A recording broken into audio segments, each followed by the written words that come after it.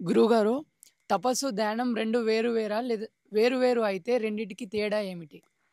తపస్సు అంటే ఇంతకుముందు చెప్పిన అంత సబ్జెక్టు తపస్సే. ధ్యానం అంటే అది కాదు. నువ్వు పూలేరుకుంట కూడా నీ మనసులో తోటలో పూలేరుకుంటా, ఆకుకూరలు ఏరుకుంటా, వంకాయలు, పండు మిరపకాయలు తెంపుకుంటా, చేనులో గెడుచుకుంటా, నాటేసుకుంటా, వరిసేను కోసుకుంటా, ఏదో పని చేసుకుంటా కూడా రేపు అప్పులోడు వస్తాడో ఏమో ఇంటికాడికి, రేపు ఒడ్డి కట్టాలనో ఏమో, ఇంటికి పోయినాక నా కొడుకులకి ఏం వండాలనో ఏమో. ఇది ధ్యానం. పురోగతి వైపు ఆలోచించేదాన్ని ధ్యానం అంటారు. ధ్యానం అంటే మీరు ఇదే ధ్యానం అనుకుంటారు. ఇది ధ్యానం కాదు.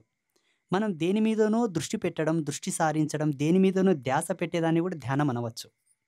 ఆధ్యాత్మికతనే అన్నిటికీ మూలం. కానీ అది తప్పిపోయింది, గతి తప్పింది. ఇప్పుడు నేనేం చేస్తున్నా, ఇక్కడ కూర్చొని మీతో మాట్లాడుతున్నాను. నా ధ్యానం అంతా రేపటి ప్రోగ్రాం గురించింది. రేపు పెద్ద ప్రోగ్రాం ఏర్పాటు చేశారు కర్నూల్లో. దాని గురించి ఉంది నా ధ్యానం అంతా. నా ధ్యానం అక్కడ ఉంది, శరీరం ఇక్కడ మాట్లాడుతుంది. ఇది ధ్యానం. ఇకపోతే ఆధ్యాత్మిక ధ్యానం ఏంటంటే భగవంతుడి మీద దృష్టిని పెట్టి మౌనంగా అంతర్ముఖ సంభాషణ చేయడం కూడా ధ్యానమే. శ్వాస మీద ధ్యాస పెట్టడం కూడా ధ్యానమే. ముద్ర పట్టి, ముద్ర లేకుండా మౌనంగా చేసేది, పలికి చేసేది, మాలా జపం మాల లేకుండా చేసేది, ఇవన్నీ ధ్యానములే. పారమార్థికంగా సామాన్యంగా ఏ విధంగా చేసినా కూడా ధ్యానం బలు విధములు. తపస్సు కూడా ఇంతకుముందు నేను చెప్పినట్లనే చాలా రకాలు ఉంటాయి, ఒకే రకంగా లేదు. ఆధ్యాత్మికంగా చేసేటటువంటి తపస్సు తపస్సు, సామాన్యంగా చేసే తపస్సు తపస్సు, ఆధ్యాత్మికంగా చేసే ధ్యానం ధ్యానం, సామాన్యంగా చేసే ధ్యానం ధ్యానం. 2 రకాలు ఉంటాయి. చిత్తమంతా శివుని మీద పెట్టి వెనకడికి పెద్ద మనసులో మాట అంటారు.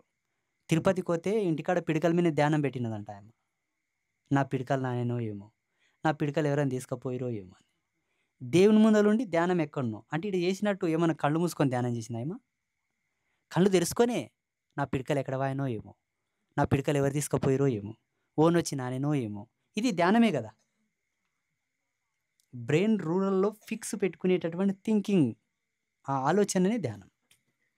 రెండిటికి తేడా ఇదే.